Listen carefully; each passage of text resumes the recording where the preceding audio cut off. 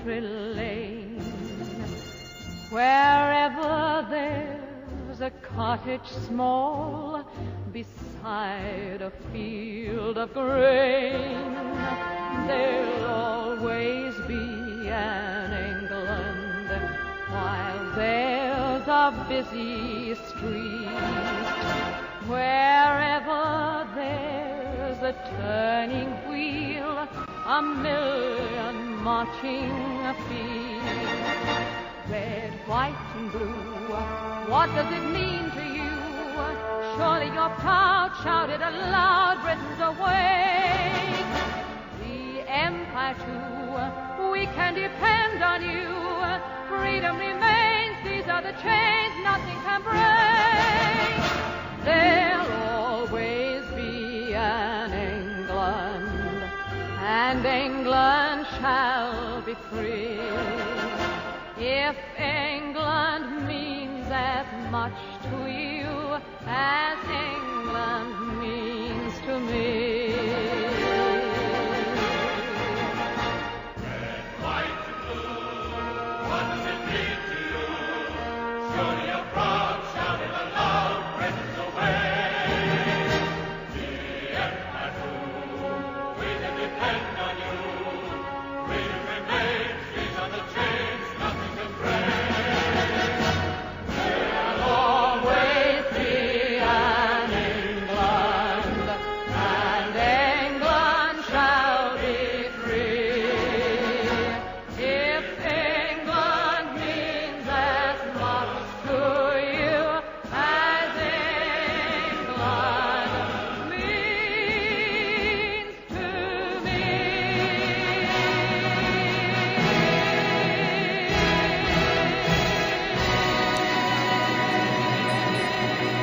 Gandhi protest on Gandhi's birthday at the Ferry Building.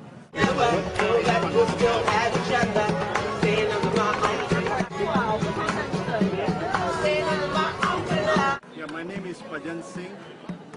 I'm here on behalf of the Organization for Minorities of India.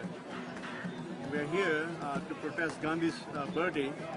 The whole world sees Gandhi as a symbol of non-violence, and we are the victims or the generations as a result of his policies, which led to 1 million people killed in 1947 and over 12 million people displaced.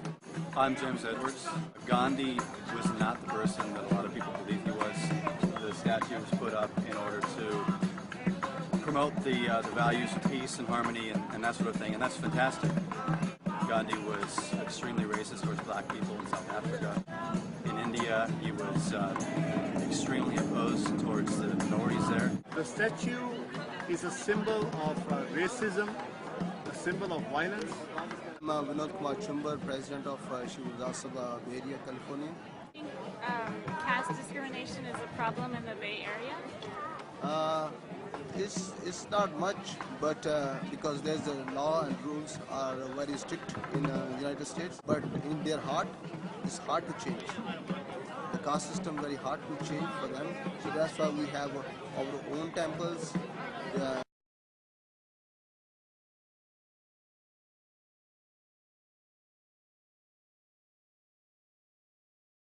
I had a wonderful relationship with him. Arun Gandhi, grandson of Mahatma Gandhi. I think that he was a very sincere person, he was a very committed person, he was a very humble person. Sincere, committed, even humble, we'll give you all that. But Mahatma? Now this guy's got quite a different take. Hey, wasn't he one of the bad guys in the second Indiana Jones movie? Colonel G.B. Singh, author of Gandhi Behind the Mask of Divinity. Guess not. Behind this image of Gandhi that we came to accept, there's a lot more going on. G.B. Singh has been studying Gandhi for 21 years. A former follower in his younger days, Singh went his own way after uncovering some kind of un-Mahatma facts about the bald and bespectacled one. Singh focuses on Gandhi's early years in South Africa, where he wore this really bitchin' do and fought against discrimination. Well, discrimination against Indians, not the native Africans. Gandhi's politics in South Africa was driven by race, particularly a racial hatred of black people. calling them kafirs, which is niggers, uncivilized, uneducated, animals. But listen to what Gandhi said about blacks in Africa. Now, tell her and I don't even want to be on camera during this. Tell her, get our little Gandhi puppet. The Kafir's sole ambition is to collect a certain number of cattle to buy a wife with, and then pass his life in indolence and nakedness. They are loafers, a species of humanity almost unknown among the idiots. Okay, so my bullshit Indian accent is pretty fucking racist, but did you hear those words? He's telling everyone, no. Do not mistake the Indians for the niggers. He did not want to be with them. He did not like their food. He did not like their behaviors. He just had nothing to do with them. But I was very careful to make my own position very clear. He sure did. Gandhi started a newspaper, Indian Opinion, in which he laid out his racial beliefs in 4 languages. Gandhi had written at least 16 columns in that newspaper, inciting the Indians to go after blacks. I don't agree that grandfather was a racist. He was living in a different era, in different circumstances than we are living now. That's true. He was living in a time when racism was the norm. So Gandhi was normal and pretty clearly not a saint. If you happen to go to volume 8 and 9 of collected works of Mahatma Gandhi, you can read Gandhi's own writings about those racial hatred of black people. Gandhi never claimed to be a saint.